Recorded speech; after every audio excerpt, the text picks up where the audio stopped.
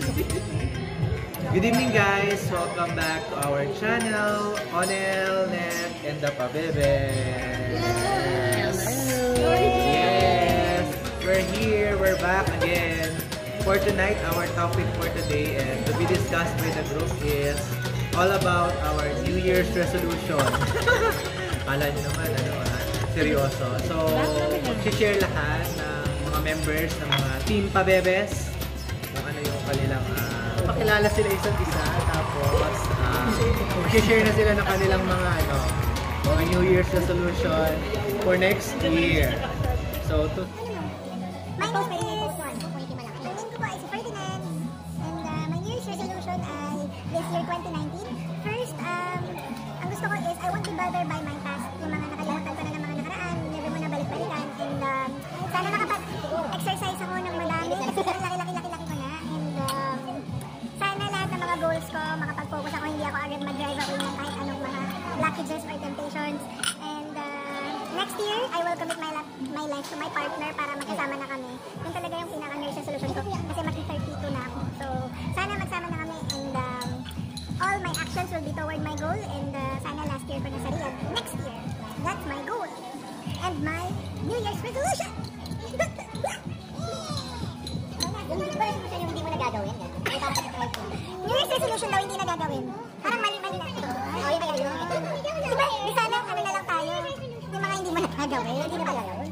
Sana mali dapat New Year's resolution gagawin. Ano yung gagawin mo in future? Gagawin mo na plans for me. Ayun. Napipos ka na naman. Napipos ka talaga. May bikos ko. Ayaw kaya sumama sa amin. Talaga mapibigos. Yung mga damo-damo pa.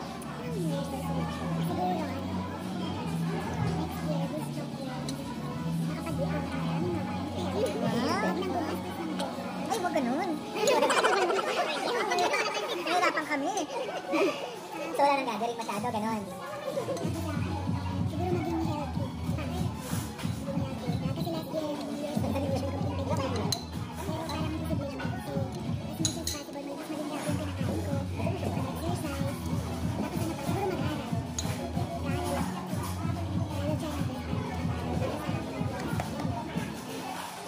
by the way, I'm Raisa. Wala akong wala akong vlog channel or permanent. Guest lang ako dito. Netizen lang ako kamo. Pabebe lang. Pabebe lang. So, hindi vlogger, netizen lang. So, yung yung New Year's resolution ko ako, yun, I will try na lose weight kasi nga, I'm planning to go home para makabuo na kami ng family ng husband ko, at yun din, i-commit ko rin yung life ko for a year para makabuo naman kami ng baby namin kasi we've been married for 3 years. So hanggang ngayon wala pa kami kasi we're miles apart. So yun. Tapos ang yun nga, isa pang goal is a New Year's resolution yun makapag-exam at makapunta sa country na alam mo yun, yung sinasabi nga nila yung more greener pasture. So hopefully yun na nangyari yung lahat. Yun lang. Kuya, gusto ko pa yun ako tingnan. Hi guys, by the way, I am 19. Wala lang, extra lang ako. Well, anyway, ayoko umiyak. Charot. Well, today is December 25, 2019. 19? Wala pang pandemic. Wala pa naman, Pa-pandemic pala. Well guys, nandito po kami sa Wasabi Restaurant. One of the, what is this?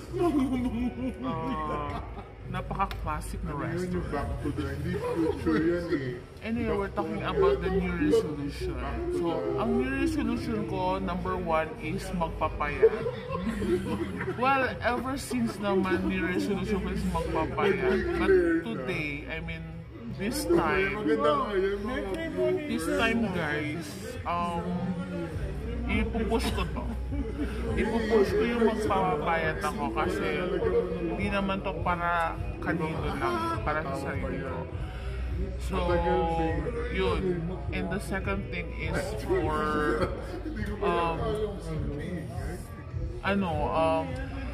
regarding about love life, siguro mag-focus muna ako sa self ko. Ano ba?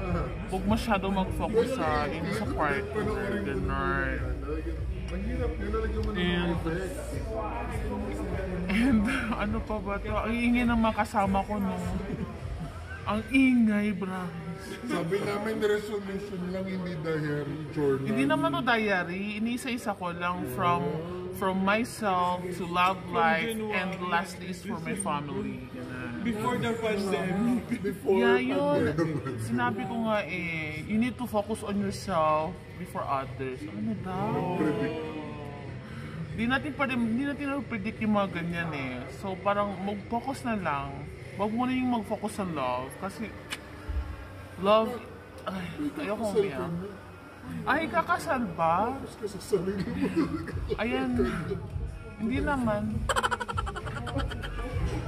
Engaged pa lang ako. 2000. Okay lang. Ay na naman, uyak na siya. Hindi na ako nasasaktan. Kung para sa akin. Yun lang guys, magpapayat, love and family, yun lang. Thank you, love. Nabisit sa'yo. Baby girl! Ganyan, ako din. Ay, sino nang kasama mo ka? Bakit? O, nilagyan mo ko lipstick dito Bakla ko. Para bigyan mo kami next. Kami dalawa pa. Hello everyone! I'm April. April. New Year's resolution. Bakit? Walang pakialaman. Hindi mo siya nakaharap. New Year's resolution. Tumaba. Char. Last year, 2018, before the pandemic. Before the pandemic started. Kuya Kim! 2018, ang New Year's resolution namin actually about money din Parang gusto namin maging 5 digits ang account. Ngayon, so next year, kailangan maging 6 or 7 naman digits ang account namin. Tapos mamaya, 10 facts about Family. ano yung mga Okay naman sa family. ano yung mga hindi namin alam sa'yo. Parang ganun, nakatili. Parang marami ako. Sana makapakasyon. Ayun. Pina-refer di. Kaya Makapakasyon naman tayo talaga. sa'yo, mga ganyan. Yun din naman resolution. Siguro mag-lose na lang ng weight. Di every year. Mag-lose na lang ako ng weight. Tapos, mag-gain ng weight. Bill. May ads na. Kaya ka? Sa business, mas maging papalawakin ko pa yung business ko. Yung dalawang apartment, maging 4, maging 8. Ngayon, magiging 10 na. Wow! Ano pa? Sana ganito. Wala mo na ba? Hi! Welcome to the host. Mukha lang po sila pero hindi nila alam yung New Year's resolution.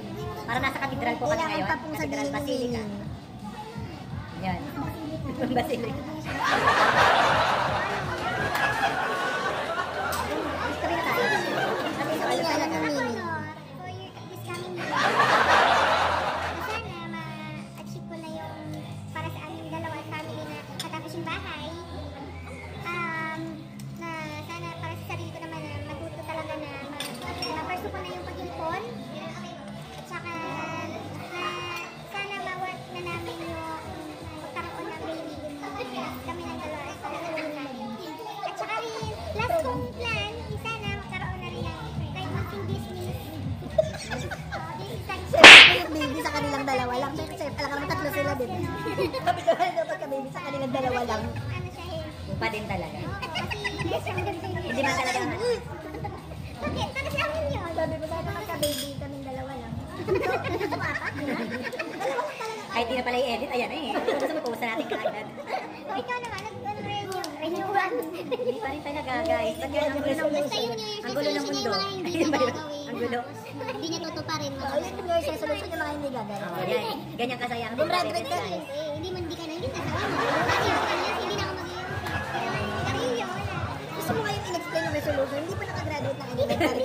Ibig sabihin, hindi talaga siya nag-renew New Year New Year resolution. From the word solution. Wala siyang sinusunod Re. resolution. Re, will repeat. You solve the Para ayoko na tuloy, problem. Wala na akong ano. Ginagawa Never mo kasi na wala kung yung ano resolution. gawin. Baka ano yung mga gusto mo na goals? Halimbawa, Goals na lang. ang mga goals mo sa Yun buhay. na lang. O, sige. Huwag mo na isipin yung resolution. So, yun. Sa career goals na lang. Guys, career goals. Yun yan. Nagkasawa na ako sa blood gas. So, We try to apply na sa main lab, guys. Kaya lang, syempre di ko alam kung formality na lang yung mga interview na pinagdaanan na. 2 years after pandemic. 2 years after na pandemic yung ano. So gusto mo mag-grow ang yung career? Oo, yun. Para ma-challenge naman din ako kung kayo guys na-challenge kayo sa life. So, Everyday. for 5 years na, oh my God, parang Pangtamad yung trabaho. pang-tamad, comfortable na ako dun sa ano, safe, ano ba yung tawag? Hindi ka palagi comfortable. Say, comfort zone na talaga siya. So, gusto ko naman ma-challenge pa iba naman, ganyan. Challenge gusto mo. Punta ka sa gera. Ano pa? Sa work. Tapos, yun yung sa work. And then, sa family, ayan. Yung, Yung dalawa lang, ha? Ayun yung dalawa lang. Yung dalawa. Baka naman. ganyan kakulit ang mga team pabebes, guys. Ayan, watch out. Ayan. Sana matapos na rin next year yung interior design ng bahay. Ayan. Yung pinagdaanan Kasama namin na kayo? ng tagal-tagal. Ayan. So, I'm thankful nga pala kay Jeanette sa partner ko kasi talagang siya yung nag-push talaga, nag-isip ng mga kung ano mga dapat gawin. Kasi wala talaga akong inline dun sa mga ano. Kasi next year pandemic na. Architect, Next year pandemic na. Hindi na, pag-uwi na kayo lahat. So at least may mauwi ka na yan. Oo, parang natatakot kasi kami baka pauwi kami kaagad. So, ganyan. Baka mag-pandemic. So, ayun. Talagang pinush na namin, bilisan talaga yung paggawa ng bahay. Para, ayun. Dati kasi mga mangkukulang. Ayos na. So, yun guys. Comment down below kung natutuwa kayo sa pinagagawa namin dito. Or kung may mga tanong pa kayo. At saka comment guys, anong gusto nyo pang gawin namin Basta na mas next grupo. time. Yes. Ayan. Gusto nyo sumayaw si Fergie na nga, sexy, gano'n. So pwede ba? I-tag nyo lang sila guys kung ano yung mga gusto nyo itanong. Example, sa mga Aprils, kay Baby Olivia, ayan, kay Fergie, kay Raisa, saka kay Nadi, ayan. Comment down below guys, ha? So, thank you for watching Onalnet and the Babebe. See you on our next vlog. Bye-bye! Bye-bye! Kita kayo, bye-bye! Ano po, nahulog ang bag ko, Ayan, guys. pakistop. Hello guys, 2019! Bye! Baka may pandemic. We will miss you 2019! Next year.